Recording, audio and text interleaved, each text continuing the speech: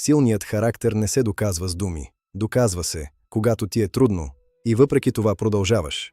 Добре дошли в психология в приказки.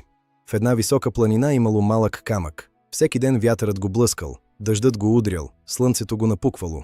Камъкът гледал птиците и си казвал, те могат да отлетят, а аз съм тук, без избор. Един ден до него паднало малко семе. Било крехко, тихо, почти невидимо. Камъкът го попитал, как ще оцелееш тук? Тук е трудно. Семето отвърнало, не ми трябва лесно място. Трябва ми място, където да пусна корен.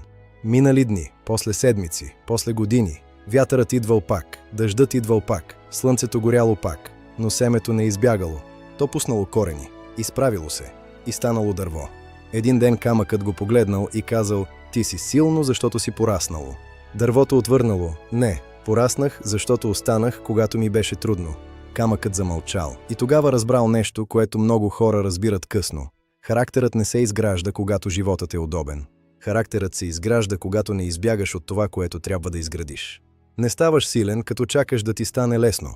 Ставаш силен, когато направиш правилното нещо, дори когато не ти се прави. И въпросът не е, кога ще стане по-лесно? Въпросът е, кой ще стана, ако този път не избягам?